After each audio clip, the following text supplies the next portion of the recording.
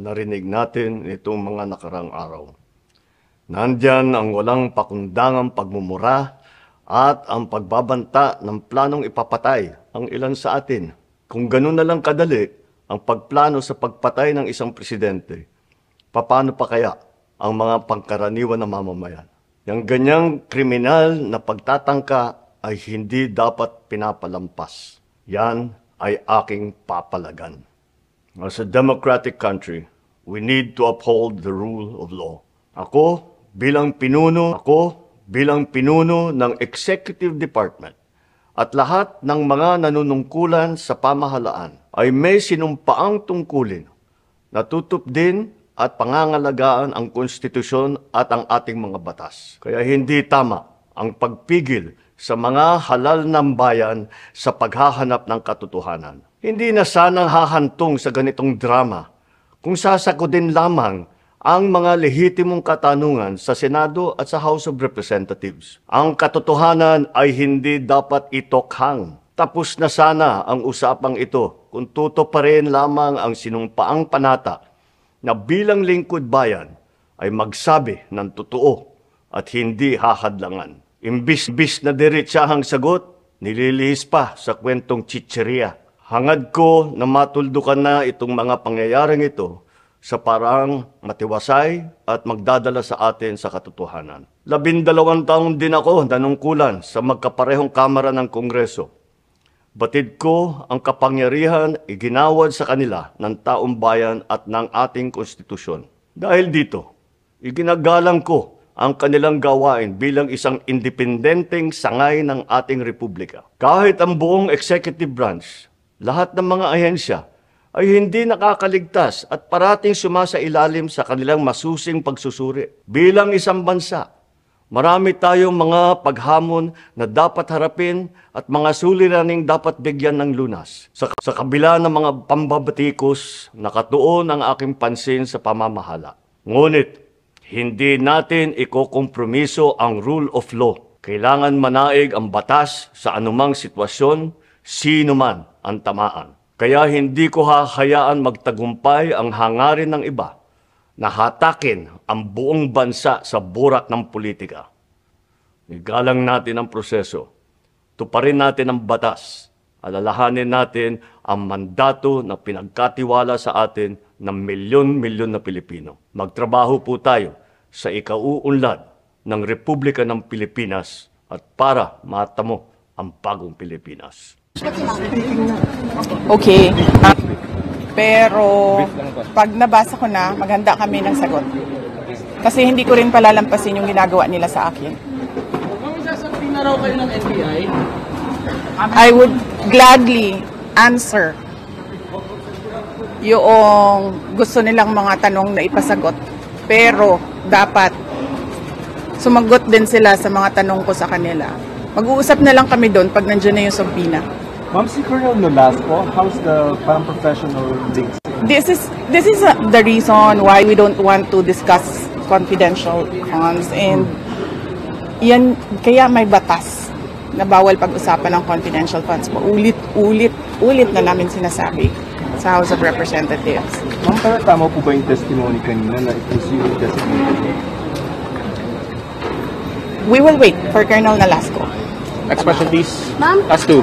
Marian, make it brief. Make it brief. PBM said po na kung ganun po kadali magplano pagpatay sa isang presidente, paano pa kaya sa pangkaraniwan na mamamayan? Kung ganyan kriminal na pagtatangka, hindi dapat pinapapatampas. Yan ay aking papalagan, sabi ni PBM. Oo. Diba? Pumalag nga yung buong bayan nung pinatay ng pamilya nila si Benigno Aquino Jr.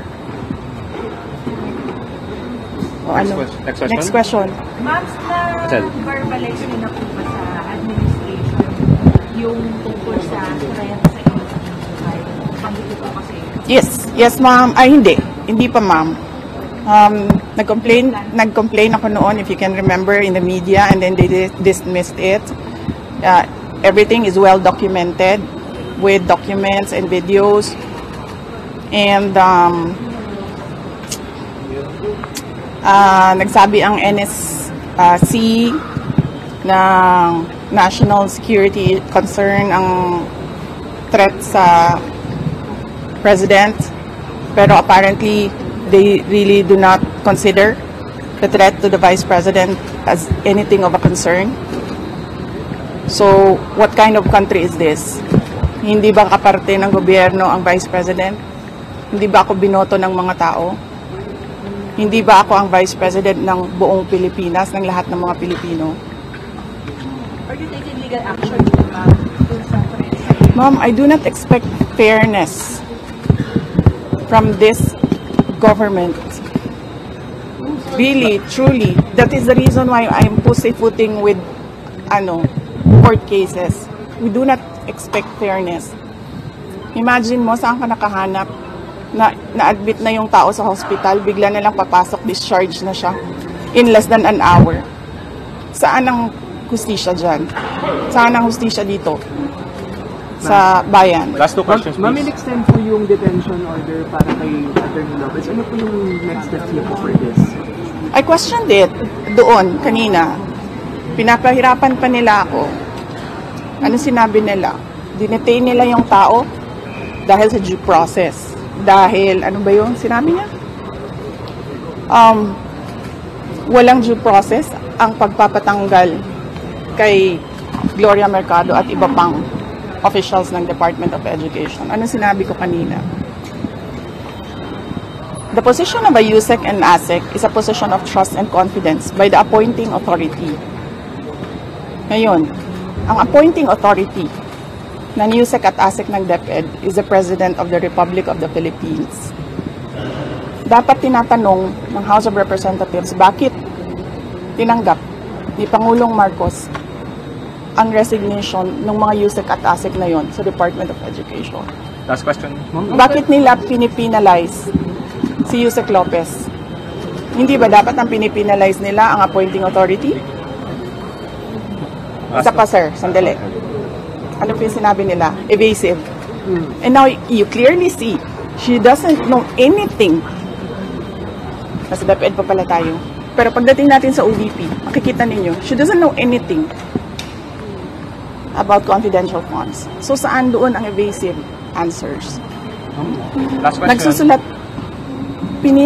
penalize nila si Yusek Lopez for writing a letter to the Commission on Audit on the position of the Office of the Vice President regarding the release of documents regarding confidential funds.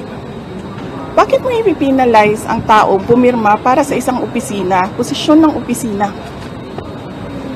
Saan ang hustisya dito? And ano sinabi nila kanina? Diba? Apparently, hindi nila alam ang batas. Ano sabi nila? Questionin mo na lang sa korte. Saan kami pupunta?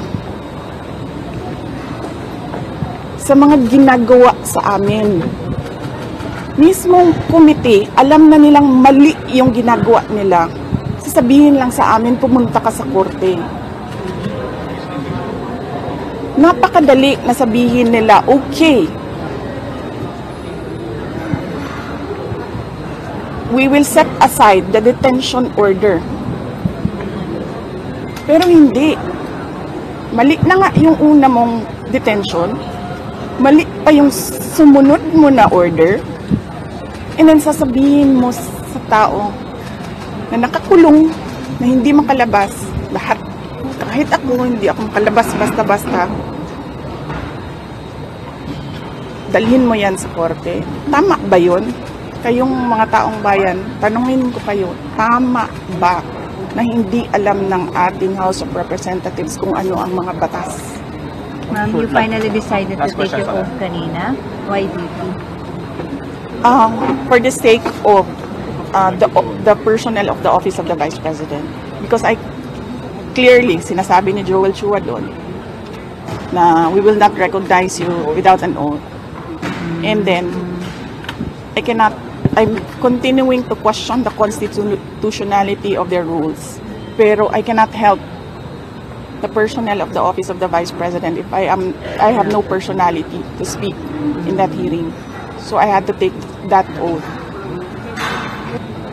Okay lang. Hindi naman ako galit sa inyo. Nagpapasalamat ako sa inyo sa tulong ninyo kay Yusek Lopez at sa lahat ng OVP personnel.